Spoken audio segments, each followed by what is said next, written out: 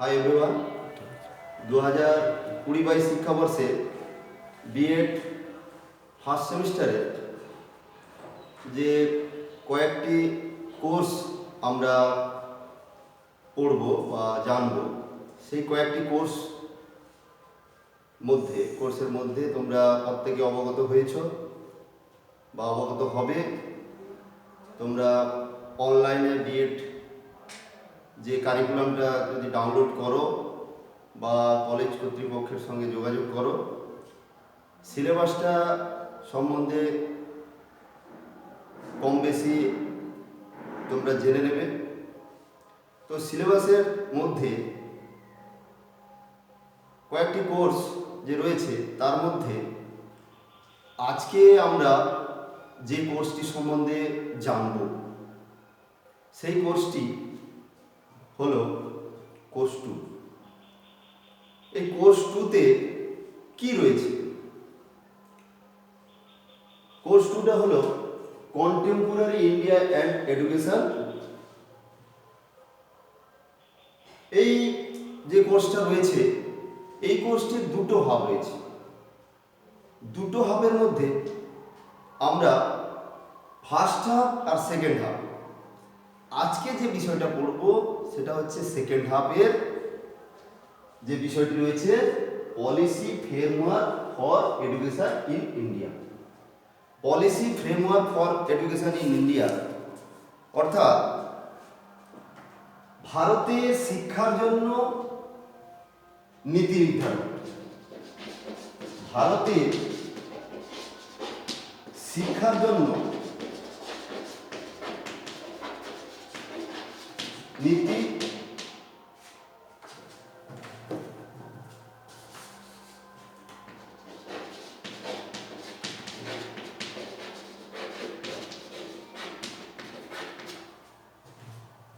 নির্ধারণ, এই ভারতের শিক্ষার জন্য নীতি নির্ধারণ। তাহলে এই যে কথাটা, এই যে বা সেন্টেন্সটি আমরা এই যে সিলেবাসের মধ্যে লিখে দিয়েছে, তা লিখে দিলে তো আর সব কিছু সম্ভব শেষ নয়।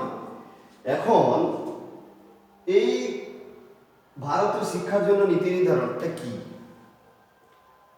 তো শিক্ষা ব্যবস্থাটাকে সঠিকভাবে চালিয়ে যাওয়ার জন্য, তার জন্য কয়েকটা নীতি নির্ধারিত হয়েছে। সেই নীতি নির্ধারিত যে উদ্দেশ্যগুলি অর্থাৎ অবজেক্টিভসগুলি হলো শিক্ষার সাম্প্রদায়িক বিষয়সমূহ। ফার্স্ট যে আমরা ইউনিটটা নিয়ে আলোচনা করব সেটা হচ্ছে শিক্ষার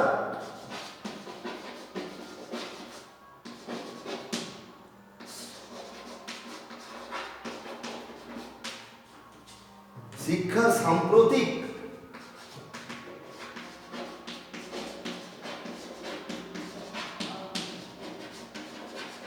বিষয়সমূহ অর্থাৎ কন্টেম্পোরারি ইস্যুজ অফ এডুকেশন। এই কন্টেম্পোরারি ইস্যুজ অফ এডুকেশনগুলো কি, মানে তোমার সাম্প্রদায়িক বিষয়গুলো কি কি? সাম্প্রদায়িক বিষয়গুলি হচ্ছে, প্রথমে আমরা সিলেবাসটা তোমরা দেখবে, সিলেবাসের মধ্যে রয়েছে একবারে তোমাদেরকে খুব ভালোভাবে যেটা জানতে হবে সেটা হচ্ছে সিলেবাস।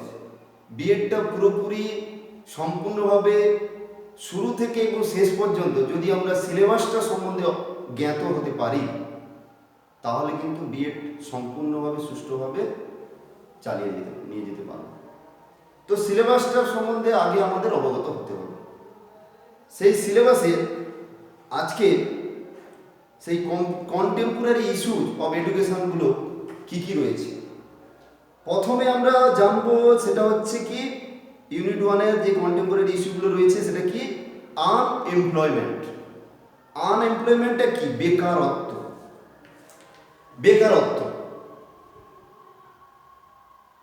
বর্তমান এই সরকার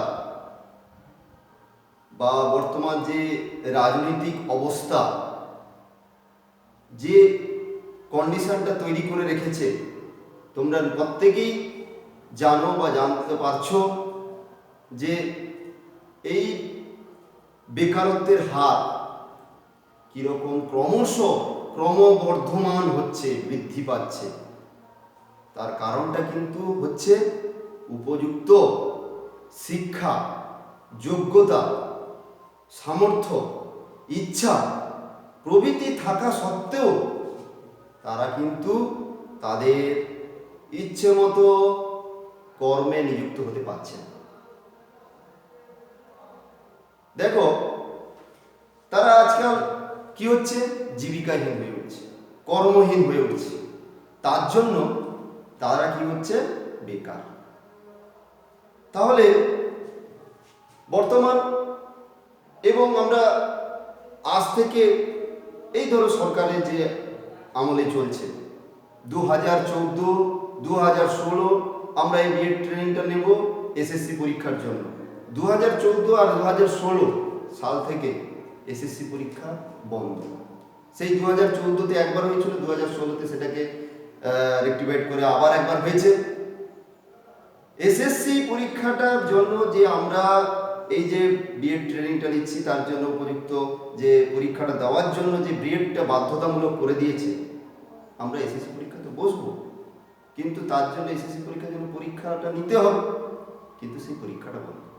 তাহলে আমরা যারা বিএড পাস করে গেছে, তাহলে বিএড পাস করে গেছে যখন, তাদেরকে কর্মে নিযুক্ত হতে হবে, অর্থাৎ তারা একটা শিক্ষকতার জায়গায় যাবে, কিন্তু সেটা সে পাচ্ছে না, তাহলে সে বসে আছে, তাহলে সে তো বেকার। তাহলে যোগ্যতা এবং ইচ্ছা এবং শিক্ষা প্রত্যেকটি থাকা সত্ত্বেও সে আজ বেকার। এই বেকারত্বে জ্বালা কিন্তু খুবই বেদনাদায়ক, কষ্টকর। প্রত্যেকটি মুহূর্তে বেকারত্বের যে একটা অবস্থা, যে কষ্ট সহিষ্ণু অবস্থা, সেই অবস্থা কিন্তু আমরা যারা বেকার তারা কিন্তু ফিল করতে পারছি।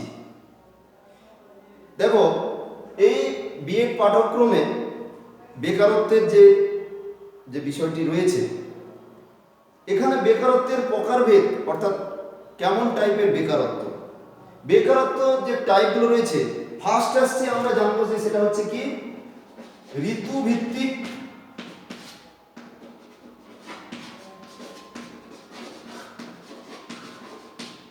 বেকারত্ব। ঋতুভিত্তিক বেকারত্ব অর্থাৎ আমরা এটা সম্বন্ধে একটু জেনে নিই।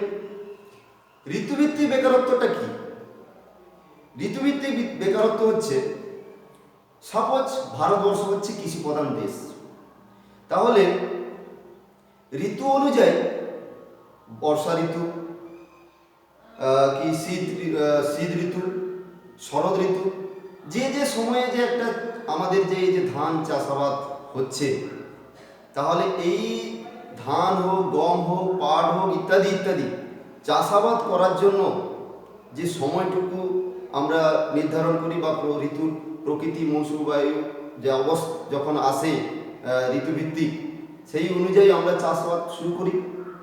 কিন্তু দেখা যাচ্ছে আমরা একটা ঋতুতে চাষের জন্য নিযুক্ত হলাম, কিন্তু কি হলো, চাষ করতে গিয়ে দেখা যাচ্ছে উপযুক্ত সময়ে চাষ করছি, কিন্তু উপযুক্ত যারা দিন আনে দিন যায় খেটে খাওয়া মানুষ, তাদের নির্দিষ্ট জমি, বা যদিও জমি থাকে, চাষের জন্য উপযুক্ত অর্থ যে লাগবে সেটা কিন্তু সঠিক ব্যবস্থা করে উঠতে পারি না।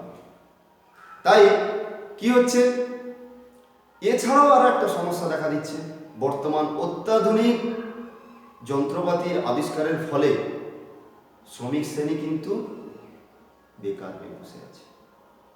উৎপাদন হার বৃদ্ধি পাচ্ছে, উৎপাদন হার যেরকম আছে সেরকম ক্রমবর্ধমান ঠিকঠাকভাবে সঠিকভাবে চলছে, কিন্তু শ্রমিক বা কৃষিজীবী মানুষ, কলকারখানা, ধরো আরও একটা যদি বলি কলকারখানার ব্যাপার, সেখানে কিন্তু অত্যাধুনিক যন্ত্রপাতি আবিষ্কারের ফলে শিল্প আরও উন্নত হচ্ছে, কলকারখানার টেকনোলজি আবিষ্কারের ফলে সেখানে আরও উন্নত হওয়ার ফলে শ্রমিক কী হচ্ছে, কাজ পাচ্ছে না, যার জন্য সে কিন্তু বেকার হয়ে বসে আছে। এক ঋতুতে কাজ করছে, আরেক ঋতুতে বসে আছে, কাজ নেই, এটা হচ্ছে ঋতুভিত্তিক বেকারত্ব। এরপর হচ্ছে চক্রাকার বেকারত্ব। চক্রাকার বেকারত্ব কি? চক্রাকার বেকারত্বটা কি? দেখো, একটি শিল্প চলছে মালিকাধীন, একটি মালিকের অধীনে শিল্প চলছে বা কারখানা চলছে, সেই শিল্পে অনেকগুলো শ্রমিক কাজ করে। দেখা গেল এই শিল্পের যে উৎপাদন যা হচ্ছে সেটাকে সেই সময় খুব বাজার মন্দা বা অর্থনৈতিকগত পুঁজিগত অভাবের ফলে শিল্পটা ক্ষণিকের জন্য বন্ধ হলো। তখন দেখা যাচ্ছে সেই শ্রমিক শ্রেণী কিছুদিনের জন্য বাড়িতে বা গৃহে বসে আছে বা কোনো আবাসিক স্থানে।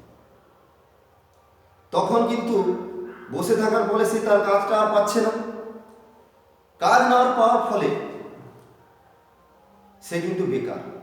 আবার যখন মন্দা, শিল্পের মন্দা বা যে সময়টা, কলকারখানার যে ব্যবসা বাণিজ্যের সময়টা, সেটা যখন কেটে যাবে, সে কিন্তু পরবর্তী সময়ে আবার কিন্তু নিজেকে নিয়োজিত বা নিযুক্ত করতে পারে। দেখো চক্রাকার কিরকম বলছি, একটা সময় সে বেকার, আবার একটা সময় কি করছে, সে কিন্তু নিজেকে আবার সেই মন্দা ভাবটা কেটে যাওয়ার পর নিজেকে আবার নিযুক্ত করতে পারছে। একটা সময় বেকার থাকছে, একটা সময় বেকার থাকছে না, এইভাবে চক্রাকারে সে আবর্তিত হচ্ছে। এটা এক ধরনের বেকারত্ব। তারপরে আসছে, নেক্সট আসছে, আমরা কি জানবো, শিক্ষাগত বেকারত্ব। শিক্ষাগত বেকারত্ব অর্থাৎ কি? এটা কিন্তু আমরা সবাই বুঝতে পারবো, জানতে পারবো, জানিও কি যে শিক্ষাগত বেকারত্বটা কি?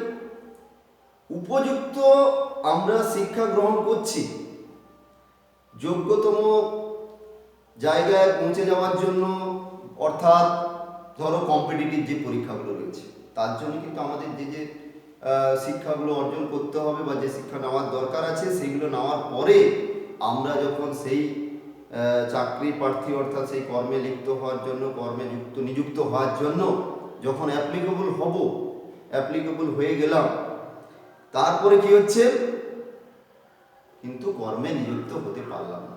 অর্থাৎ শিক্ষিত হয়েও ইচ্ছা আমাদের থাকা সত্ত্বেও, সামর্থ্য থাকা সত্ত্বেও, যোগ্যতা থাকা সত্ত্বেও আমরা কি হচ্ছে, সেই কর্মে নিযুক্ত হতে পারছি না। তখন কিন্তু তাকে বলবো কিন্তু শিক্ষিত বেকার। আবার কি, ধরো একটা উদাহরণ দেওয়া যেতে পারে, আমার যোগ্যতা, আমি মাস্টার্স, আমি বিএড, আমি এসএসসি পরীক্ষার জন্য অ্যাপ্লিকেবল, কিন্তু আমি এসএসসি পরীক্ষার যখন অ্যাপ্লিকেবল হচ্ছি, সেখানে যখন করতে পারলাম না, মনোমতো জায়গা হচ্ছে আমার এসএসসি, কিন্তু আমার মনের জায়গায় সেখানে না গিয়ে আমি কোথায় করলাম, ধরো একটা প্রাইমারি বা group D post, group C post এখানে অ্যাপ্লাই করা হচ্ছে, কিন্তু আমার যোগ্যতা থাকা সত্ত্বেও সেখানে না পৌঁছাতে পেরে আমি একটা যে নিজের পছন্দ মাফিক, মোদ্দা কথা হচ্ছে এটাই যে নিজের পছন্দ মাফিক আমি যখন কাজে নিযুক্ত হতে না পারি, তখন কিন্তু সেখানে কিন্তু একটা বেকারত্বের জ্বালা কিন্তু আমরা অনুভব করি। সেখানে তাকেই বলবো শিক্ষাগত বেকারত্ব। আর একটা বেকারত্ব হচ্ছে ছদ্মবেশী বেকারত্ব। এটা কি? ছদ্মবেশী বেকারত্বটা কি?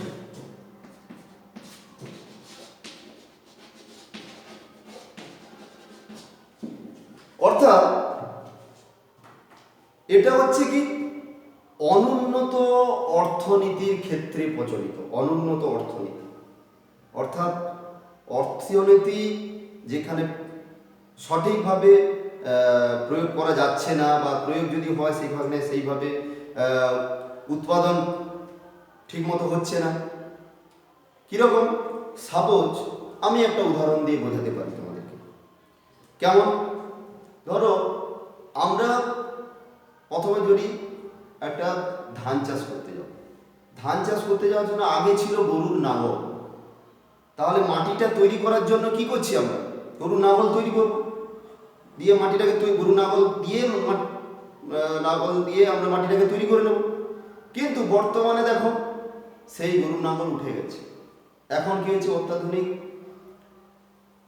তোমার ট্রাক্টর, পাওয়ার টিলার ইত্যাদি ইত্যাদি সব বেরিয়েছে বলে তাহলে কি হচ্ছে, নাঙলটা চষে দিচ্ছে।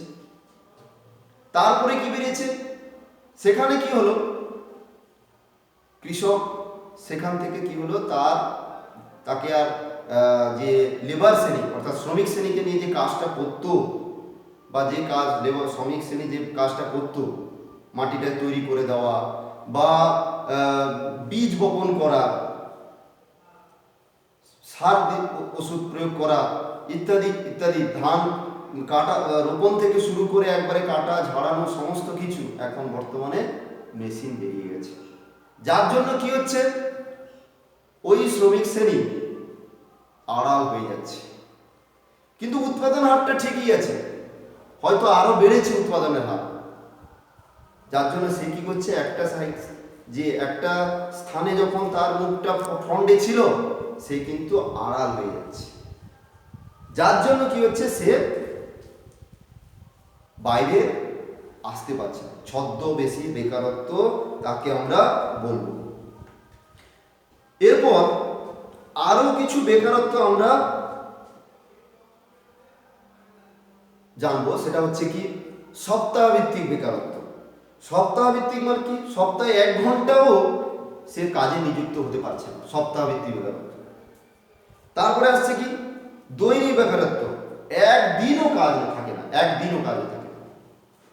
এইরকম এই বেকারত্ব কিন্তু পরীক্ষা যে আমরা যে কোশ্চেনটা আসি, what are the types of unemployment, বেকারত্ব কয় প্রকার ও কি কি, বা কি কি ধরনের বেকারত্ব।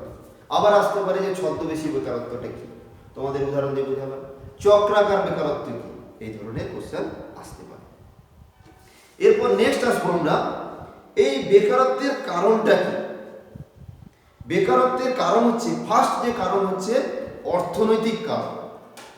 কি কি কারণে বেকারত্ব হয়, তার প্রথম যে কারণটা হচ্ছে অর্থনৈতিক কারণ।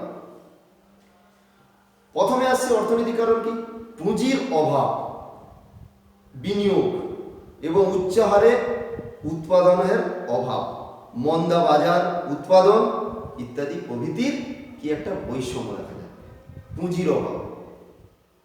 উদাহরণ দিয়ে বোঝাতে গেলে, যে ধরো আমরা এই চাষ করতে যাব, তার জন্য সার ওষুধ বীজ প্রভৃতি বর্তমানে যত দিন অতিক্রম করছে তত জিনিসপত্রের দাম ক্রমশ বাড়ছে, কীটনাশক ওষুধপত্র বীজের দাম বাড়ছে। যার জন্য সেখানে কি হচ্ছে, চাষি চাষ করতে গিয়ে প্রচুর সমস্যাজনক অবস্থায় পড়ছে। যদি উৎপাদন আরও বৃদ্ধি হয়, উৎপাদন তো একটা লেভেলের মধ্যে আছে, সেই লেভেলটা তো আর বৃদ্ধি হচ্ছে না, তার জন্য কি হচ্ছে, সে সেখানে মার খেয়ে যাচ্ছে। তখন তাকে কি করতে হচ্ছে, ঋণ নিতে হচ্ছে, কোনো সংস্থা থেকে, ব্যাংক থেকে, সমিতি থেকে ঋণ নিয়ে চাষাবাদ করতে হচ্ছে। তার ফলে কি হচ্ছে, সে সবসময় ঋণগ্রস্ত অবস্থায় থেকে যাচ্ছে, বেকারত্বের জ্বালায় ভুগছে, বাড়িতে বসে আছে, দারিদ্র্যের অভাব আসছে। একটা জিনিস খেয়াল রাখবে তোমরা, বেকারত্ব থেকে কিন্তু দারিদ্র্যের উৎপীড়ন সৃষ্টি হয়। আবার প্রয়োজনের অতিরিক্ত যদি উৎপাদন হয়, তখন কি হয়, বাজার দর হ্রাসপ্রাপ্ত হয়ে যায়। আরেকটি কারণ যদি বলা যেতে পারে এই অর্থনৈতিক কারণের মধ্যে, যখন অর্থনৈতিক পরিকাঠামোর মধ্যে যখন কি হচ্ছে, অচল অবস্থা দেখা যায়, অচল অবস্থা, তখন কিন্তু বেকারত্ব বৃদ্ধি পায়। এরপর নেক্সট আসছে কি সমাজতাত্ত্বিক কারণ। সমাজতাত্ত্বিক কারণ, সমাজতাত্ত্বিক কারণ।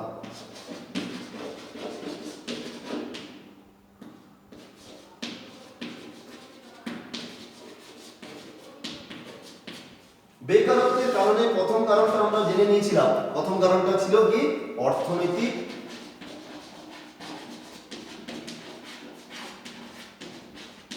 কারণ। 2 নম্বর আমরা জানলাম সমাজতাত্ত্বিক কারণ।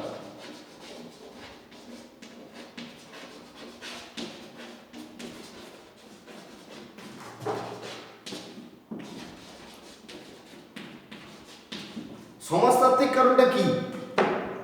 এটা হচ্ছে সম্পূর্ণ একটা ভৌগোলিক কারণ। অর্থাৎ কোনো দেশে যদি অতিরিক্ত জনসংখ্যার বৃদ্ধি পায় তখন কিন্তু সেখানে কিন্তু বেকারত্বের সংখ্যা বৃদ্ধি পায়। দেখো, কোনো সরকারের ক্ষমতা নেই বা কোনো সংস্থা বা কোনো সরকার যখন অতিরিক্ত সব কর্মী সংখ্যা বেড়ে যাবে তাকে কিন্তু সঠিকভাবে তার মনোমতো তার স্থান যোগ্যতা সম্পন্ন চাকরি দিতে প্রস্তুত হতে পারে না।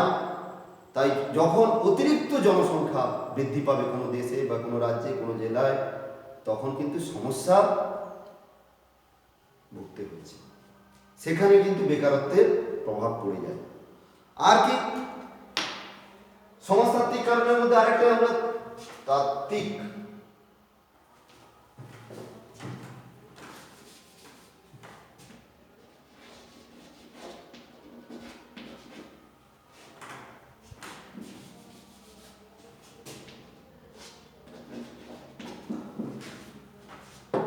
নিজস্ব ক্ষমতা, সমাজতাত্ত্বিক কারণের মধ্যে আরেকটা কি বলতে পারি, নিজস্ব ক্ষমতা ও পছন্দ মাফিক যদি কাজ না পায় তখন তাদের একটা কি হচ্ছে, সেখানে একটা বেকারত্ব। তো এখানে একটা আমাদের জানা হলো যে সমাজতাত্ত্বিক কারণটা কি হতে পারে। এরপরে আসছে কি নেক্সট তৃতীয় নম্বর কারণটা হচ্ছে কি শিক্ষাগত কারণ।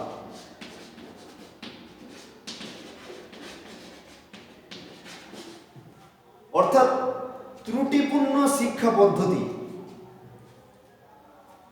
ত্রুটিপূর্ণ শিক্ষা পদ্ধতি দেখো, শিক্ষাগত কারণের মধ্যে প্রথম আমি যেটা বললাম কি ত্রুটিপূর্ণ শিক্ষা পদ্ধতি। তোমাদের একটু জ্ঞান থাকা দরকার বা যেটা জানবে বা তোমাদের জ্ঞাত হবে সেটা হচ্ছে কি, সাপোজ এই বিএড ট্রেনিংটা নিতে কেন ব্যবস্থা করেছে, নিতে এত বাধ্যতামূলক করছে কেন? যে একটা শিক্ষার্থীকে শ্রেণীকক্ষে তুমি পৌঁছে গেলে সমস্ত প্রকারের শিক্ষার্থী আছে, বিশেষ শিক্ষার্থী, সাধারণ শিক্ষার্থী, এবং প্রত্যেকটি শিক্ষার্থীর কাছে মানে নিকটে পৌঁছে যেতে হবে না, তাদের আন্তরিকতার জায়গা থেকে তাকে বুঝতে হবে সেই শিক্ষার্থী তুমি যে বিষয়বস্তুটা পাঠ্যক্রমের মধ্যে অবগত রয়েছে সেই বিষয়বস্তুটা যখন তুমি প্রেজেন্টেশন দেবে, অর্থাৎ তুমি যে পাঠটা দেবে তার জন্য কিন্তু উপযুক্ত নির্দেশ দান অর্থাৎ শিক্ষাদান পদ্ধতি কিন্তু খুবই প্রয়োজন জানা। আর সেটা কিন্তু স্বাভাবিকভাবে আমি গ্র্যাজুয়েট হলাম, মাস্টার্স হলাম, তারপরে আমি তৈরি হয়ে শিক্ষাদান করতে প্রস্তুত, হ্যাঁ সেটা কিন্তু পুঁথিগত বিদ্যা অর্জন হবে। কিন্তু একটি প্রশিক্ষণরত শিক্ষক আর একটি সাধারণ শিক্ষকের মধ্যে অবশ্যই একটা পার্থক্য দেখা যায়। এই জন্য একটা সাধারণ শিক্ষকের পক্ষে দেওয়া যতটা সহজ বা কঠিন যেরকম মনে করতে পারো, কিন্তু একজন প্রশিক্ষণরত শিক্ষকের কাছে কিন্তু নির্দেশ দান বা শিক্ষাদান পদ্ধতিটা কিন্তু খুবই সহজ। সে এই তোমরা বিএড ট্রেনিং নিতে এসেছো, এই ট্রেন শুধু কি ওই চাকরি পাওয়ার জন্য না, ওই শিক্ষার্থীর সঙ্গে তোমাকে শিক্ষাটা ওইখানে শ্রেণীকক্ষের মধ্যে থেকে কিভাবে শিক্ষাদানটা দেবে তার জন্য কিন্তু প্রথমে বলছি কি আমি ত্রুটিপূর্ণ শিক্ষাদান পদ্ধতি। তাহলে শিক্ষাদান পদ্ধতিটা কি হবে, সেখানে যদি ত্রুটি থাকে সেটাকে আমাকে সংশোধন করতে হবে। এছাড়া আর একটা ব্যাপার হচ্ছে কি, তুমি যদি উচ্চ শিক্ষায় শিক্ষিত হও, তোমার কাছে যোগ্যতা সম্পন্ন যদি কর্ম না আসে বা যোগ্যতা সম্পন্ন যদি তুমি চাকরি না পেতে পারো, তাহলে কিন্তু তুমি কিন্তু সেখানেও শিক্ষাগত কারণ অর্থাৎ শিক্ষাগত কারণ সেখানে থেকে যাচ্ছে, তার জন্য কিন্তু তুমি বেকারত্বে ভুগতে পারো। দেখো, যে কর্মে যে স্বল্প শিক্ষিত তার পক্ষে যে কোনো কাজ করা সম্ভব, সে কোনো কাজই সে বেছে এটা মানে চুজ করার মতো, এটা নেব ওটা নেব। ঠিক আমি একটা কাপড় কিনতে গেছি, আমার পক্ষে সম্ভব, আমার লিমিট এত যে আমি এই কাপড়টা নেব। আমার লিমিট ক্রস করে যাওয়া মানে কি, আমার সামর্থ্য নেই ওই 5,000 টাকা বা 2,000 টাকা বা 10,000 টাকার কাপড়টা নেওয়ার ক্ষমতা নেই। কিন্তু দেখা যাচ্ছে যারা কম অর্থাৎ স্বল্প শিক্ষিত তার পক্ষে কিন্তু সমস্ত কাজটা করা সম্ভব, কিন্তু যে উচ্চশিক্ষায় শিক্ষিত তার পক্ষে সমস্ত কাজ করা সম্ভব হচ্ছে না। তাই কিন্তু সেখানে কিন্তু বেকারত্বের সংখ্যা বৃদ্ধি পাচ্ছে। এবার আসছি, এই বেকারত্বের তো অনেকগুলো কারণ আমরা জানলাম। এই বেকারত্বের কারণটাকে, বেকারত্বের যে একটা জায়গা তৈরি হয়েছে তাকে তো সমাধান করতে হবে, তাকে দূর করতে হবে। তাকে দূর করার জন্য, তাকে নিবারণ করার জন্য, তাকে তার সমস্যা সমাধানের জন্য আমরা কি পদক্ষেপ নেব, এর জন্য প্রথমে পদক্ষেপ নিতে হবে সেটা হচ্ছে স্বনিযুক্তি কর্মসংস্থানে উৎসাহ দান। অর্থাৎ নিজ নিজ কাজে বা নিজ নিজ সে সরকারি এবং বেসরকারি সংস্থাগুলির মধ্যে সকলের জন্য চাকরির ব্যবস্থা সুনিশ্চিত করা তো সম্ভব নয়। তার জন্য উপার্জনের জন্য ব্যক্তিকে নিজেই উদ্যোগ হতে হবে এবং নিজ নিজ কাজে নিজেকে নিযুক্ত করতে হবে। এটা হচ্ছে স্বনিযুক্তি, অর্থাৎ নিজের কাজটা নিজেকেই করতে হবে। তুমি ভারতীয় নাগরিক, তোমার জন্য এই কাজটা আমি তৈরি করে রেখেছি, তুমি করবে, এইরকম তোমার নিজের একটা স্বেচ্ছা তাগিদ থাকবে, ইচ্ছা থাকবে যে আমি এই কাজটা করব। এতে কি হয় জানো?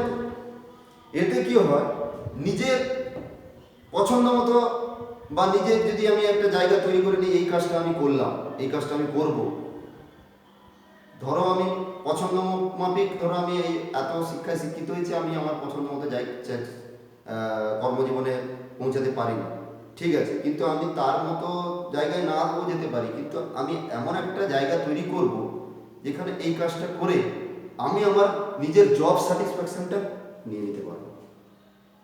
এতে কি হয়, নিজের প্রতি একটা আস্থা বাড়ে যে আমি এই কাজটা করে আমার মোটামুটি সেলফ একটা কনফিডেন্স আসছে, আমি একটা জব স্যাটিসফ্যাকশন লাভ করছি, এবং সবচেয়ে বড় ব্যাপার আসছে কি, নিজের মনের দিক থেকে যদি আমি একটা স্যাটিসফ্যাকশন আসে, তখন কিন্তু আমার দৈহিক, মানসিক এবং শারীরিক উভয় দিক কিন্তু সুস্থ থাকবে, এবং আমাকে লক্ষ্য করে আমার যে পরিবার সে কিন্তু সচ্ছলতা অনুভব করবে, পারিবারিক স্বাচ্ছন্দ্যতা বজায় থাকবে যদি আমার মেন্টাল কন্ডিশন যদি সুস্থ থাকে বা ফিজিক্যাল কন্ডিশনটা সুস্থ থাকে।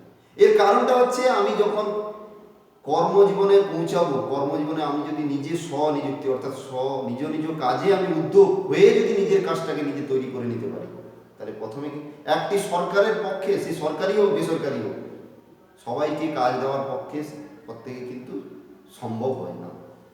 নেক্সট হচ্ছে কি, বৃত্তিমূলক বা পেশাগত শিক্ষা কর্মসূচি, বৃত্তিমূলক বা পেশাগত কর্মসূচি, এটা কিন্তু বৃত্তিমূলক বা পেশাগত কর্মসূচি, এটা কিন্তু সেখানে সরকারি বেসরকারি প্রত্যেকটি সংস্থা বা সরকারি যে ভূমিকাগুলো থাকে সেটা কিন্তু তাদেরকে জায়গাটা তৈরি করে দিতে হয়। পেশাগত জায়গা, আমরা শিক্ষিত হয়েছি, আমরা এই কাজটা নেব।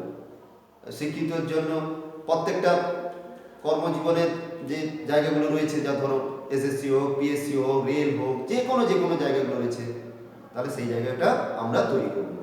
আর কি, কলকারখানা, শিল্প প্রচুর বৃদ্ধি করতে হবে।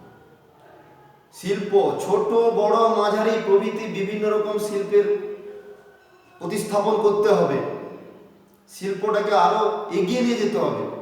তখন কি হবে, মানুষ কর্মজীবনে লিপ্ত হবে। ব্যক্তি তার কর্মজীবনে যখন লিপ্ত হবে, তখন কিন্তু দারিদ্র্যের উৎপীড়ন থেকে সে নিজেকে রেহাই করবে, তার পরিবারকে একটা ক্ষুধামন্দের জায়গা থেকে ভালো পজিশনে আনতে পারবে। হয়েছে। এরপরে হচ্ছে কি, একবারে সঠিক যে জায়গাটা আমরা জানবো সেটা হচ্ছে কি, একবারে তৃণমূল স্তর থেকে শিক্ষা ও কর্মসংস্থানের একটা পরিকল্পনা করা খুবই আবশ্যক। ওইটাই হচ্ছে বেকারত্ব দূরীকরণের প্রধান উপায়। হয়েছে। আজকে আমরা প্রত্যেকটা এই আনএমপ্লয়মেন্ট ফার্স্ট ইউনিটের যে প্রত্যেকটা সাব পয়েন্ট রয়েছে, যে সাব পয়েন্টগুলো আমরা ইউনিটের সাব ইউনিটগুলো রয়েছে, সেগুলোর সম্বন্ধে আমরা একটা বিষয় জানলাম, সেটা হচ্ছে আনএমপ্লয়মেন্ট। আনএমপ্লয়মেন্ট থেকে প্রশ্ন আসতে পারে পরীক্ষায়, তোমাদের মাথায় রাখো যে আনএমপ্লয়মেন্ট কি, হোয়াট ইজ আনএমপ্লয়মেন্ট। আনএমপ্লয়মেন্টের প্রকারভেদ, বেকারত্বের প্রকারভেদ। প্রত্যেকটি বেকারত্ব থেকে 2 নম্বরে শর্ট কোশ্চেন আসতে পারে, 5 নম্বরে আসতে পারে কোশ্চেন বেকারত্বের কারণগুলি কি কি, 5 নম্বরে আসতে পারে বেকারত্ব দূরীকরণের উপায়গুলি কি কি, বা কি কি পদক্ষেপ নেওয়া যেতে পারে। এই সমস্ত কোশ্চেন বিএড এর প্রথম বর্ষের ফার্স্ট সেমিস্টারে তোমাদের কিন্তু এই পরীক্ষার প্রশ্নগুলি এইরকম আসতে পারে। নেক্সট আমাদের এর পরে আছে পভার্টি। আজকে আমরা এই আনএমপ্লয়মেন্ট সম্বন্ধে জানলাম। পরবর্তী তোমাদের যেটা বুঝতে অসুবিধা হবে সেটা তোমরা যোগাযোগ করবে, এই তখন কিন্তু ভালোভাবে আরও প্রশ্নগুলোর ব্যাখ্যা দেওয়া যেতে পারে, এক্সপ্লেন করা যেতে পারে। নেক্সট আমরা পড়বো সেটা হচ্ছে পভার্টি। এই পভার্টি সম্বন্ধে পরবর্তী ক্লাসে আমরা জানবো। আজ তাহলে এই পর্যন্ত থাক, দ্যাটস অল।